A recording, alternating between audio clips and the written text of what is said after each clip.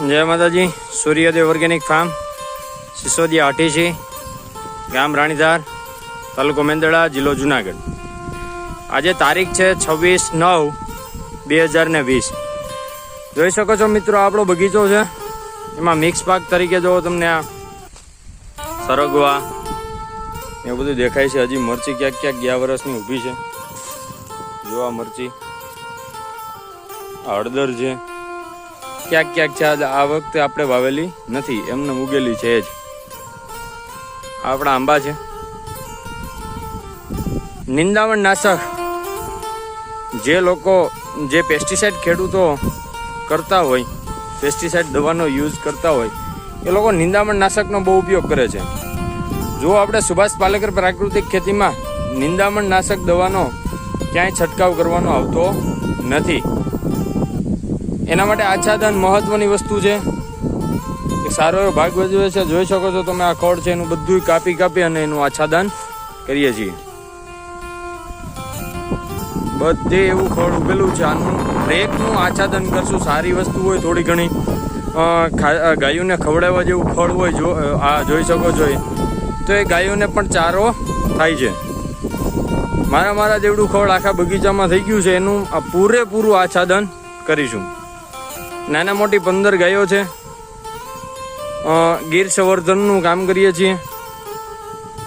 જે લોકોને ગાય જોતી હોય કે ગાયની માહિતી જોતી હોય ગાય, એ પણ આપણે આપીએ છીએ અને મદદ કરીએ છીએ. જો કેવડું ખડ છે.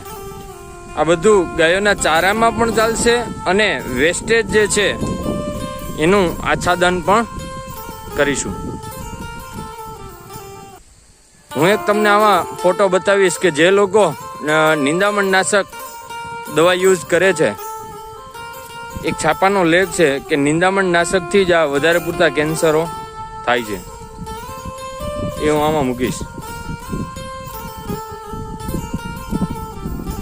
બાજુના ખેતરમાં મગફળી છે.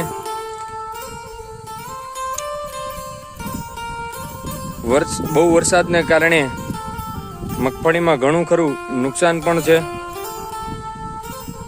તો હવે મગફળી થોડા સમયમાં નીકળશે. એનું આપણે મગફળીનું તેલ કાઢીને લોકોને આપશું. બહુ એવી માંગ છે લોકોની મગફળી તેલની, એ પણ આપણે આપીશું.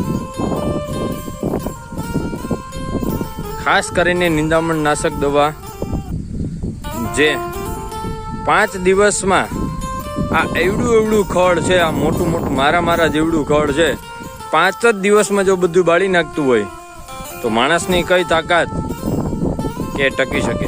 કેટલું નુકસાનકારક છે મિત્રો, તમે જ વિચારી શકો છો. આમાં હું સાઈડમાં ફોટો મૂકતો રહી, તમે જોજો. એનો એક આખો લેખ છે.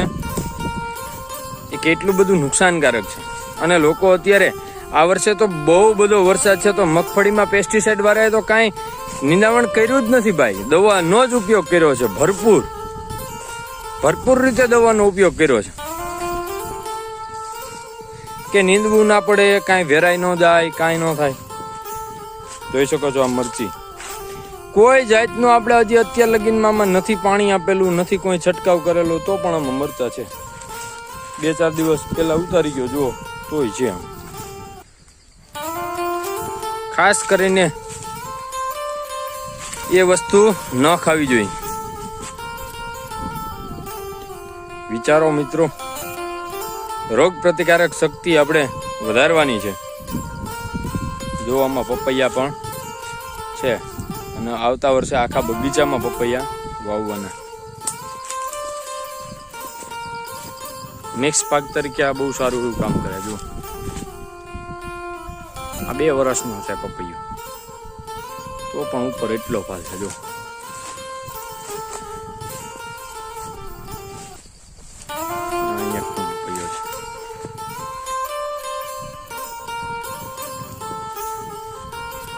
આ બધા ખડનું આપણે આચ્છાદન કરીશું.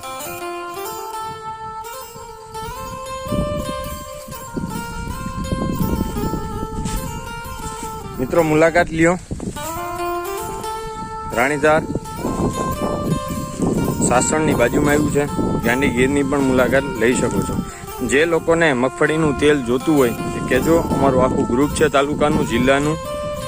જથ્થાબંધ જોતી છે તો પણ મળી શકશે. અસ્તુ, જય માતાજી.